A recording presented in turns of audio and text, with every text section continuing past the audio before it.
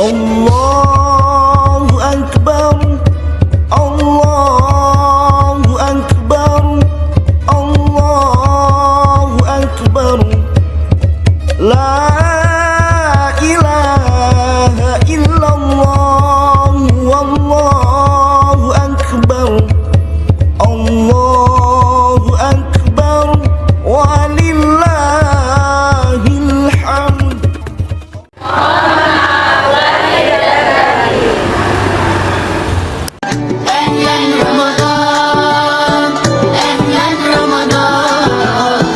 شهر الإحسان، شهر الإحسان.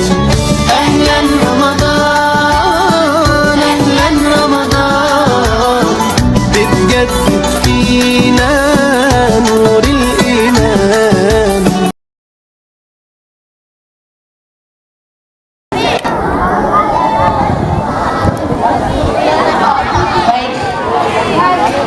Gimana? Tetap semangat semuanya? Semangat! Ya, hujannya ini ngadepin. Semangat ya, Pak. Tadinya Allah yoh disiram jadi seger. Ya. Baik anak-anak sekalian, bismillahirrahmanirrahim. Assalamualaikum warahmatullahi wabarakatuh.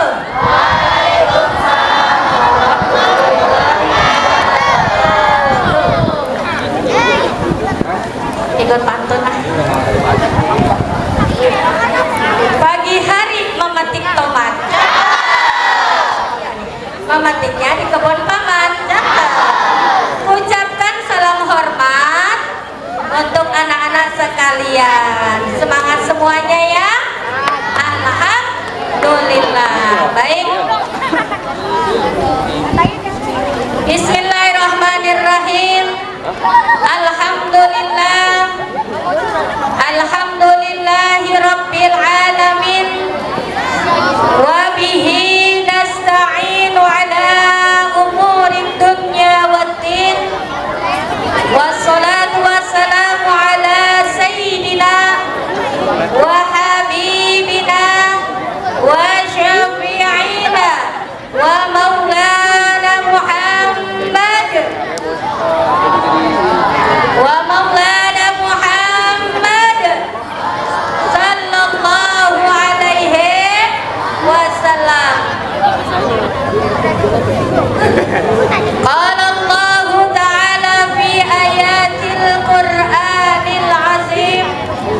A'udzu billahi minasy syaithanir rajim.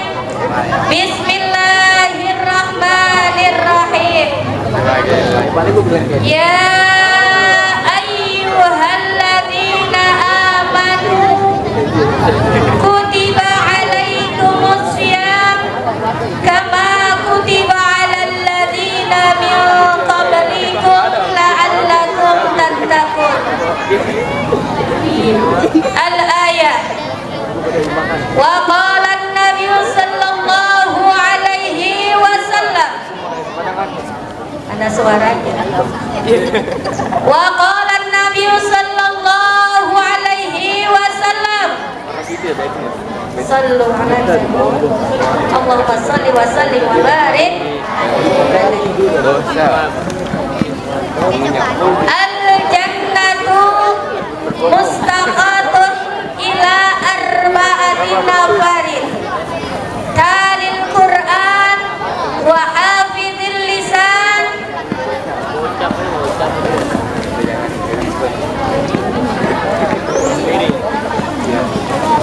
Al-hadis. Yang sama-sama kita hormati, yaitu Kepala Sekolah SD Kapuk 15 Pagi, Ibunda Umi Khairun Nisa SPD, dan tidak lupa kepada Bapak Wakil Kepala Sekolah Bapak Muhammad Firdaus SPD selaku Wakil Sekolah Bagian Bidang Kurikulum Dan tidak lupa kepada Ibu Siti Jamilah SPD bagian kesiswaan, dan yang sama-sama kita cintai, kita hormati, kita sayangi. Sayang gak? Sayang tidak sama Bapak Ibu gurunya? Yang sama-sama kita cintai yaitu Bapak dan Ibu guru beserta seluruh staf SDN Kampung 15 Pagi yang luar biasa, yang semuanya kita doakan semoga selalu diberikan kesehatan oleh Allah Subhanahu wa Ta'ala. Amin. Dipanjangkan umurnya, dimurahkan rezekinya, keluarganya sakinah mawaddah warahmah. Yang belum punya jodoh, Bapak Ibu gurunya kita doakan semoga mendapatkan jodoh yang soleh dan solehah. Mudah-mudahan segala hajat-hajatnya Allah kabulkan. Dan tidak lupa kepada Al-Mukarram Bapak Ustadz Mufti, alhamdulillah hadir. Dan juga kepada kakak-kakak mahasiswa kita juga yang hari ini bergabung, kepada anak-anak yang Bu Guru cintai, yang semuanya insya Allah dimuliakan Allah Subhanahu wa Ta'ala. Amin amin ya robbal.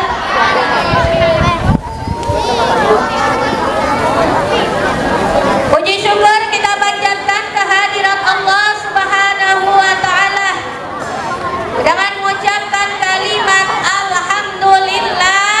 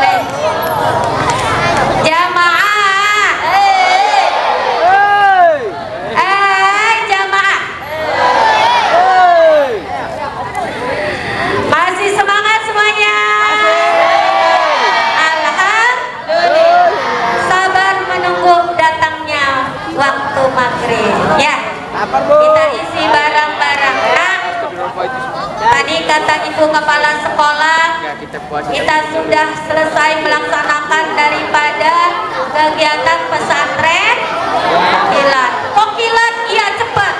Kalau pesantren beneran nggak cukup 3 hari, nggak cukup 3 tahun, belum ada apa-apanya.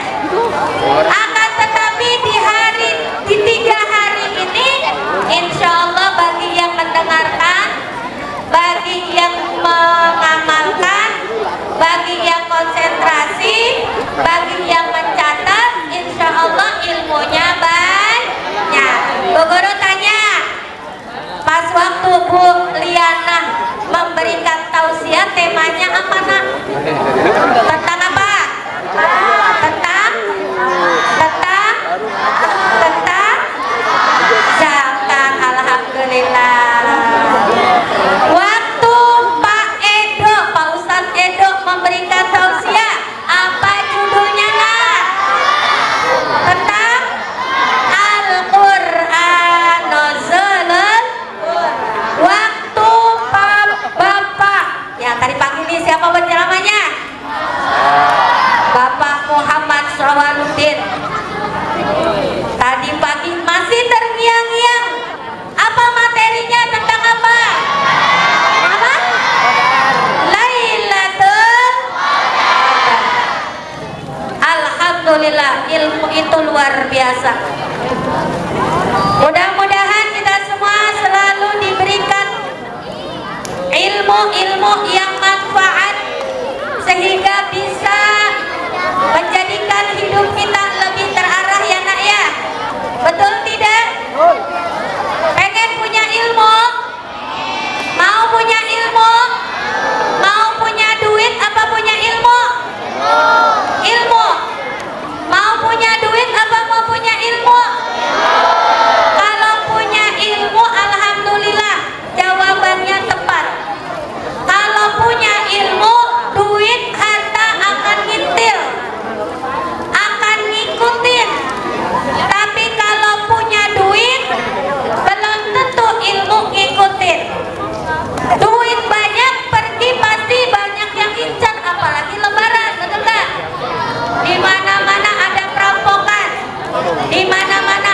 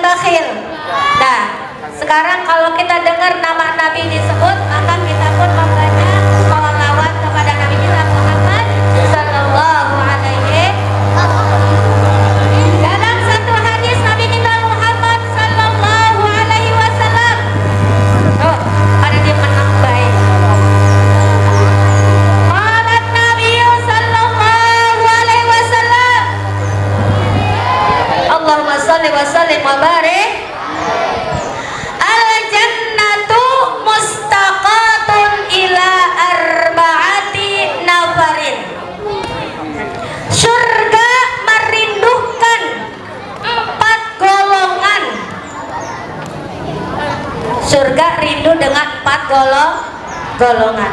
Golongan siapa aja itu? Yang pertama talil Quran, yaitu orang yang senantiasa membaca Al-Quran. Kemarin pahalanya, kemudian kisahnya, sejarahnya turunnya Al-Quran, kapan Al-Quran diturunkan udah disampaikan sama Pak Edo, betul nggak? Jadi surga rindu dengan orang yang selalu membaca Al-Quran. Anak-anak senang nggak baca Quran? Senang baca Quran apa senang baca koran?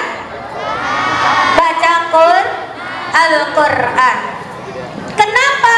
Karena Al-Quran nanti ketika kita mati, Al-Quran jadi teman. Kok bisa, Bu? Iya. Ada satu kisah. Ketika seorang, dia masa hidupnya dia senang baca Quran. Ketika Al-Quran dibaca, selalu dia membacanya dengan khusyuk, mempelajarinya dengan baik. Kemudian dia menghormati Al-Quran karena dia cinta dengan Al-Quran. Didekapnya itu Al-Quran, diciumnya itu Al-Quran sebagai tanda penghormatan dan cintanya kepada Al-Quran. Kemudian orang ini mati, nak. Mati, innalillahi wa inna ilaihi mati. Ketika mati ternyata di dadanya, di sampingnya ada sesosok orang yang sangat ganteng, karena ini seorang laki-laki nih ya. Sesosok yang sangat ganteng sekali menemani dia. Sampai akhirnya itu sosok itu ngikutin sampai ke dalam kubur. Keluarganya pulang, anaknya pulang, hartanya pulang, semuanya pada pulang. Tinggallah si mayit sendirian di dalam kubur. Kemudian ternyata si mayit ini tidak sendiri. Ketika malaikat Munkar Nakir datang untuk menanyakan man robuka, ternyata di samping si mayit tersebut ada sosok yang sangat ganteng luar biasa. Si malaikat bingung, loh kok ada orang, kok ada yang nemenin, siapa anda? Aku adalah Al-Quran. Kenapa anda bisa di sini? Aku menemani dia. Si mayit ini adalah kawanku. Waktu di dunia dia sering membacaku, mempelajariku, mencintai, menghormatiku, sampai akhirnya aku pun sama sudah sangat mencintai orang ini. Aku gak akan berpisah, malaikat. Silakan kamu mau nanya dia, silakan, tapi aku tidak akan meninggalkannya sampai orang ini masuk ke dalam surga Allah Subhanahu. Enak nggak ditemenin? Tahu kubur, tahu? Siapa yang pernah ziarah ke pintu 1000? Udah? Oh iya, tuh pernah ziarah ke pintu 1000. Ada apa di pintu 1000?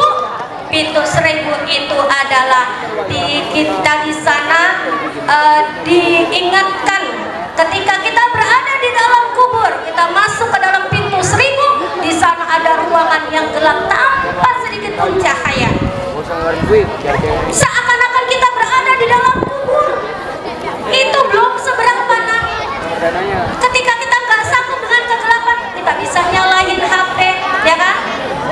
Tapi di dalam kubur siapa yang menerangin? Gak ada. Maka Al-Quran lah yang akan menerangi orang yang senantiasa membaca Makanya anak-anak nih yang mumpung masih kecil-kecil, jangan bosan-bosan belajar Al-Quran, ya nak ya. Itu nanti seperti cahaya, melebihi cahaya lampu ini di alam kubur, akan menerangi kubur kita yang gelap, menemani kita yang kesendirian. Dengan takut akhirnya kita punya teman, yaitu Al-Quran. Akhirnya orang ini selamat dari pertanyaan malaikat, dia masuk ke dalam surga ditemani oleh Al-Quran. Amin ya robbal.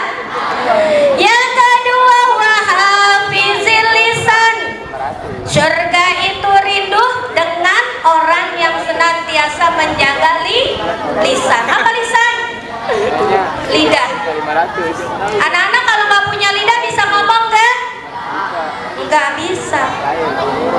Makanya lidah ini sangat luar biasa pengaruhnya. Betul nggak? Betul nggak? Kadang-kadang kita bercandaan, temennya baperan, ya kan? Ada yang kayak gitu. Padahal tapi baper, akhirnya akhirnya akhirnya tersing gara-gara lisan. Susah kadang-kadang kita menjaga lisan ini ya nak ya. Tapi kita harus berusaha menjaga lisan karena lisan ini sangat berbahaya bagaikan singa yang siap menerkam. Betul nggak? Banyak kejadian orang di media sosial gara-gara lisannya bicara. Ya bener nggak tuh? Ada ibu-ibu waktu zaman kampanye dia memaki-maki akhirnya ditangkap gara-gara lisannya. Banyak orang yang dipenjara karena lisannya. Maka oleh karena itu kita jaga wahafizil lisan, jaga lisan kita ngomong nih. Ya, jangan ngebully temennya. Apa ngebully temennya? Ngatain, hitam lo, gendut lo. Jangan, nggak boleh. Semua ciptaan Allah. Jangan ngatain orang tua. Ada yang ngatain orang tua? Ya, tunjuk-tunjukkan. Gak boleh ya nak ya. Jaga lisan kita.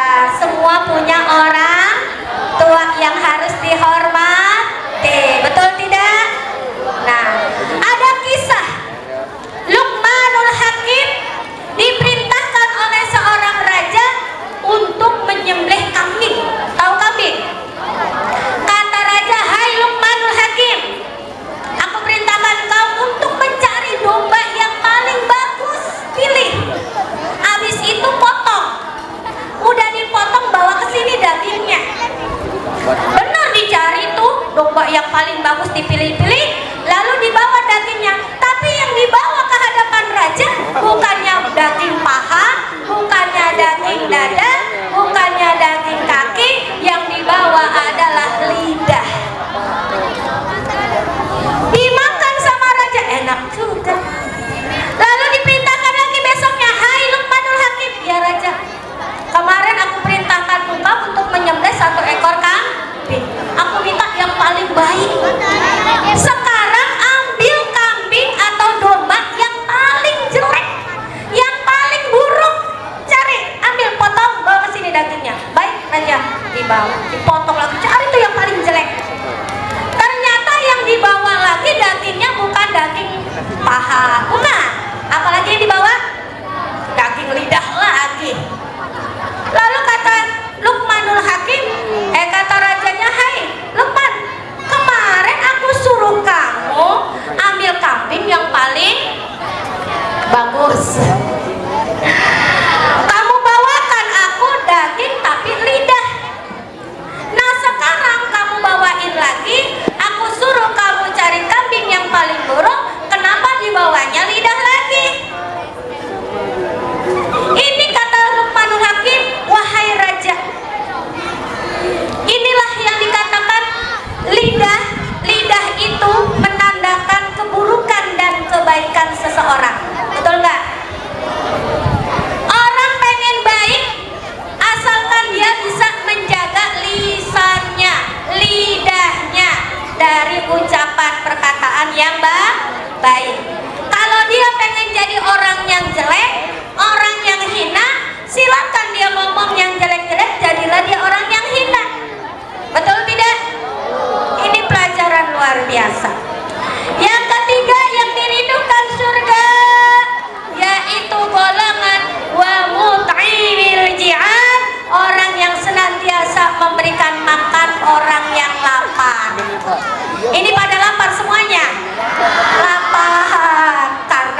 tua. Nah, kita bersyukur. Buka, lihat tuh, lihat banyak banget tuh, Masya Allah. Ada larutan, ada air putih, ada es, ada susu, macem-macem. Kita lihat di saudara kita di sana ya nak ya, di Palestina. Ya Allah, mereka mau makan aja susah nak. Lapar, ditahan. Jangankan maghrib, isya aja mereka belum menemukan makanan. Kita gak makan, cuma nungguin waktu maghrib. Habis maghrib makan sepuasnya, banyak pilihan, banyak rasa. Alhamdulillah. Makanya kita bersyukur ya. Ada satu kisah Sayyidina Ali radhiyallahu anhu didatangi oleh seorang pengemis. Kata pengemis itu, tok tok tok, assalamualaikum. Waalaikumsalam. Siapa ini? Wahai Sayyidina Ali, saya minta kepada engkau, apakah engkau punya makanan? Karena sudah 3 hari saya nggak makan. Saya lapar, 3 hari nggak makan loh nak. Kata Sayyidina Ali, sebentar ya, saya ke dalam dulu. Siapa istrinya Sayyidina Ali? Ayo, siapa istrinya Sayyidina Ali? Yang putri. Istrinya Sayyidina Ali siapa? Anaknya Nabi? Anaknya Rasulullah siapa? Siti Fatimah, pintar. Panggillah istrinya, wahai Fatimah, istriku yang sangat luar biasa, yang salah sini. Ya, ada apa wahai suamiku? Adakah makanan di dapur? Ada suamiku, tapi ini tinggal sepiring. Bentar lagi buka. Kalau kita kasih itu, emang kenapa? Itu ada tamu di depan di rumah, nggak makan 3 hari, kasihan. Ini kalau nasinya gandumnya dikasih cuma sepiring. Kalau dikasih sama dia berarti ntar kita buka nggak pakai apa-apa. Sayyidina Ali, ya nggak apa-apa, kasih aja. Kira-kira kalau kita kayak gitu bisa nggak? Kita mau buka, tiba-tiba datang datang ke depan kita, orang nggak makan, kita mau kasih apa enggak tuh makanannya? Alhamdulillah. Setelah dikasih, Sayyidina Ali masuk ke dalam, nangis nguk-ngukan. Apa nguk-ngukan? Kata Fatimah Zahra, wahai Sayyidina Ali, kenapa kau nangis? Kau nangis karena takut nanti nggak makan ketika buka. Kau nangis karena menyesal itu makanan yang tinggal sepiring aku kasih orang. Kata Sayyidina Ali, bukan Aisyah, aku nangis sedih. Kenapa sedih? Kenapa dia yang datang kepada kita, bukannya kita yang ngasih makanan kepada orang yang tidak mampu membeli makanan? Kenapa kita nunggu dia dulu datang kepada kita baru kita ngasih makanan? Aku sedih. Seharusnya kita lebih dulu datang kepada orang yang tidak punya makan. Nah itu dia. Berapa menit lagi? Yang terakhir yaitu wasaimi fi sahri Ramadan. Orang yang dirindukan surga adalah yang puasa bulan Ramadan. Amin ya Rabbal. Ini kita semua orang yang dirindukan surga. Masya Allah. Pengen dirinduin surga? Alhamdulillah. Mudah-mudahan kita semua jadi masuk ahli surga ya. Jadi ahli-ahli surga, masuk bareng-bareng ke surga, bertemu dengan Nabi kita Muhammad Sallallahu Alaihi Wasallam. Mudah-mudahan puasa kita yang sebentar lagi, sedikit lagi selesai, kita selesaikan. Mudah-mudahan ini puasa yang terbaik. Mudah-mudahan puasa kita diterima oleh Allah Subhanahu Wa Taala. Mudah-mudahan kita bisa menjaga puasa kita dan menjadikan diri kita menjadi orang-orang yang bertakwa kepada Allah Subhanahu Wa Taala. Amin ya Rabbal Alamin. Sebelum akhir, Bu Guru kasih